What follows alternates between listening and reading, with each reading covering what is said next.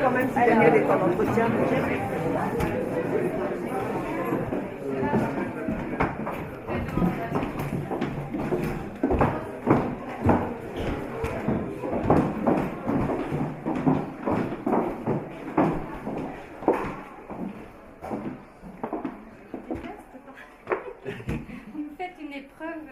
C'est parti, Brigitte, quand tu veux, c'est à toi. Alors moi aussi j'improvise.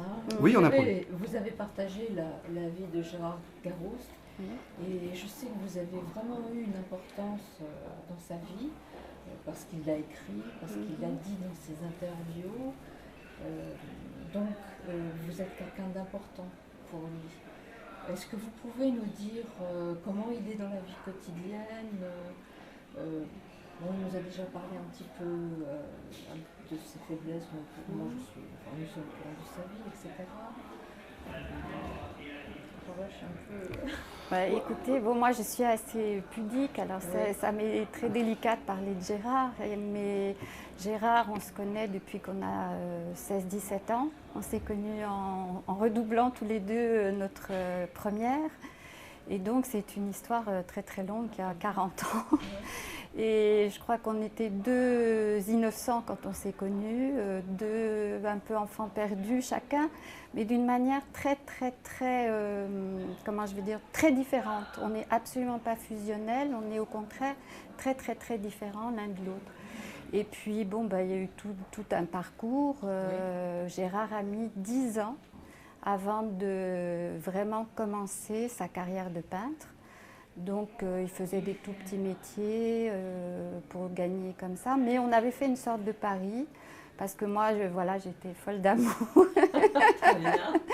Et je croyais en lui. Et je lui avais dit, écoute, de toute façon, tu feras ce que tu voudras, mais moi, je gagnerai l'argent. Et puis quand tu réussiras comme un vrai légende, eh bien, je ferai ce que je voudrais. Et coup de peau, ça s'est passé comme ça. Alors c'est vrai qu'il y a eu des tas de périodes difficiles et que Gérard est un personnage assez double. En fait, il a besoin d'énormément de calme, énormément de distance par rapport au monde. On le prend parfois pour quelqu'un de mondain, mais c'est quelque chose au contraire qu'il ne supporte pas du tout. Et qu'est-ce que je voulais dire Mondain qui ne supporte pas du tout, pourtant ce soir il est dans la mondanité totale. Alors comment vous pensez qu'il vit ça? Eh ben, écoutez, il dit si je pouvais me passer de venir un vernissage, et quand je serais vraiment vieux, c'est ce que je ferais. Si je pouvais m'en passer, je le ferais avec grand plaisir. Mais on voit par contre qu'il a plaisir à rencontrer des amis ou des gens qu'il connaît. Il a un plaisir pour un temps relativement court, parce qu'après, comme il dit lui-même, ça lui chauffe un peu le cerveau. Et c'est quelque chose, par exemple, on a une maison à Paris, et il ne peut pas rester plus de 2-3 jours à Paris, parce qu'à ce moment-là, il commence à ne pas pouvoir dormir, etc. Ouais. Mais c'est quelqu'un aussi dans la vie qui n'est absolument pas dans la vie courante. Il est incapable d'acheter une baguette de pain, de prendre un ticket de métro, de prendre, etc. etc.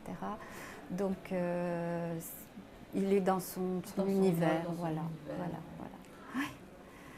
Mais bon, ce que je peux dire, c'est que c'est quelqu'un qui s'est construit vraiment au fil des années, parce qu'il était cassé. Je dirais qu'il marchait sur une béquille.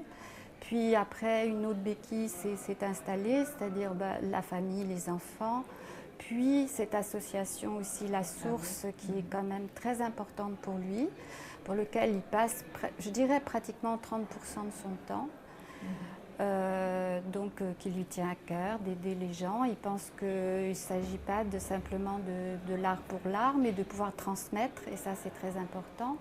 Et puis petit à petit aussi, il est rentré dans l'esprit un peu philosophique de l'hébreu, ce qui m'étonne énormément parce que moi je suis d'une famille juive, je n'ai connu de la judaïté que la Shoah, que des familles bouleversées. Je suis née juste après la guerre, j'ai l'impression d'avoir entendu ça dans mon berceau. et je ne connaissais absolument pas les traditions. Et ce qui est extraordinaire, c'est que c'est Gérard qui nous a appris ce qu'était le Shabbat, qui nous a appris toutes les cérémonies, les fêtes, etc. Et qui suit des cours de philosophie, qui suit des cours de... Donc pour lui, c'est très important, ça l'équilibre aussi. Et comment vous expliquez justement, alors je pense certainement à cause de son père, ce cheminement qu'il a fait vers la philosophie, vers la religion? Je ne sais pas si c'est à cause de son père. Il se trouve que voilà, nous étions deux familles très différentes l'une de l'autre et qu'il a essayé. C'est moi qui petit à petit, parce qu'on avait un statu quo, voilà, on parle de rien, enfin on ne parle pas vraiment et on s'accepte tel qu'on est et on ne cherche pas à s'influencer. Mais tout de même, j'avais quand même envie petit à petit de lui faire comprendre ce que je ressentais moi. Donc je lui ai proposé des lectures. Et puis il a travaillé aussi, ce qui lui a fait vraiment basculer, c'est sur, comment il s'appelle, quand il a fait ses recherches, enfin sur le Nouveau Testament. Et puis il s'est reposé des questions, et puis petit à petit, au cours de sa a mis peut-être 25 ans à rentrer petit à petit de manière de plus en plus profonde dans le judaïsme. Bon, c'est vrai qu'il est très intéressé par la philosophie, mais également par les mythes fondateurs de l'Occident. Oui. Et c'est ce qu'il produit finalement, et surtout le message qu'il fait passer. Mais j'en reviens à ce que je disais en introduction, c'est que vous avez joué un rôle fondamental dans sa vie. Je pense que vous avez justement, peut-être à cause de cette indépendance que vous avez pu garder, d'épauler à un moment donné très difficile, et vous n'avez jamais perdu espoir. Non, c'est vrai que c'était très long parce qu'il faut savoir que les périodes d'excitation, je veux dire maniaco-dépressive comme on dit, sont relativement courtes par rapport aux dépressions qui viennent après et qui peuvent durer des années. Et c'est vrai que je me demande même maintenant encore et pourquoi j'ai fait ça, c'est vrai. Par amour, vous oui, par amour, c'est vrai. C'est une raison suffisante. C'est vrai. Mais je crois qu'avec chacun nos différences, en fait, on monte une marche et puis l'autre en monte une autre, et puis etc. On ne les monte pas vraiment en même temps, mais voilà, on s'entraide comme ça. C'est un peu extraordinaire quand même, c'est chacun son tour. Oui, c'est chacun son tour, c'est une belle aventure. Oui. Trouver telle osmose. Moi je le trouve bien.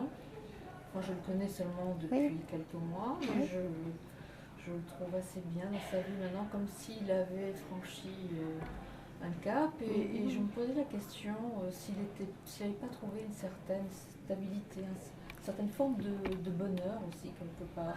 Mais j'ai l'impression que maintenant, il regarde justement en arrière toutes les difficultés qu'il a vécues. Et je crois qu'il arrive lui-même à se préserver. Et bon, c'est ce que je souhaite, mais à chaque fois, on se dit c'est la dernière fois. Et puis... voilà, il y a des petits accros, des gros accros. Mais c'est vrai que plus le temps passe, plus j'ai l'impression qu'il a une certaine profondeur et confiance en lui et qu'il est très attentif au moindre... et qu'il accepte aussi de ma part et de la part de ses enfants quand on lui dit « bon, fais attention, calme-toi », etc. Donc il est prudent. Tu as une autre question ? Oui, enfin, petite question express. Dans la vie de tous les jours, Gérard Garouste, il est comment? Le matin, il se lève, prend sa douche, et après, qu'est-ce qui se passe? Enfin, voilà, enfin, au jour le jour. Pour nous qui ne le voyons finalement que par intermédiaire d'une image. Concrètement, Gérard Garouste, comment il est? Bah, écoutez, à la campagne, il vit au rythme de la campagne, c'est-à-dire qu'il se lève pratiquement avec les poules. Et puis, il prend un peu, son petit déjeuner. Et puis après, il prend un temps d'études bibliques, qui lui prend environ une demi-heure par jour. Et puis, il va à son atelier. Et puis, voilà, même quand je suis là, on se voit qu'aux heures des repas. Et il est aussi, bon, comme il dort difficilement, il fait tout le temps une sieste. Même quand il est à Paris, dans sa voiture, n'importe quand, il a besoin d'avoir ce moment de calme. Et puis, selon le travail qu'il a à faire, il travaille jusqu'au coucher du soleil. Voilà, et après, il reprend des lectures. Et puis, en fait, souvent, il me dit que lorsque je ne suis pas là, il dîne à 7 heures, il va se coucher, et puis termine. Ça lui fait du bien de peindre? Ça, c'est difficile. Enfin... Il y a des périodes, c'est-à-dire qu'il a des périodes de recherche qui sont très importantes pour lui, qui sont des recherches de thèmes. Donc, il lit énormément parce que sa peinture est très, très... si vous voulez, se consolide, sont proches des textes. Donc, il lit énormément autour du thème qu'il souhaite. Donc, parfois, il cherche les thèmes, parfois, ça lui vient relativement facilement. Et puis, il travaille énormément dans ses carnets, où il met au point les différentes toiles qu'il souhaite faire, comment il doit les faire, etc., etc. Donc, il y a plein de périodes différentes dans la peinture. Puis, il y a des moments où ça va mal, quoi, où il n'arrive pas à faire ce qu'il veut. Et bon, ça peut durer peut-être...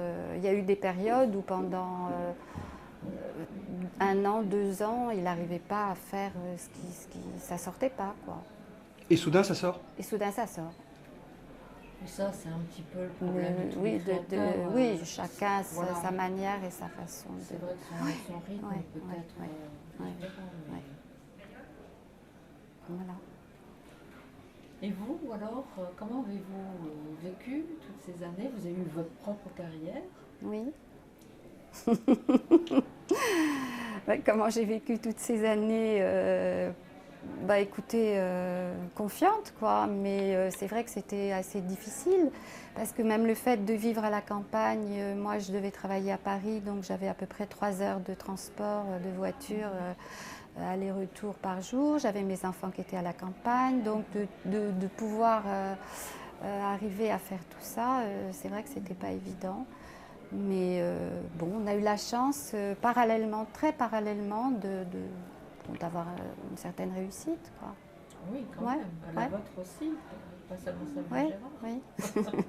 Si j'en crois oui. un certain nombre. Oui. Merci beaucoup, madame. Super. Vous voyez quelque chose à ajouter? Non, c'est bon. Super.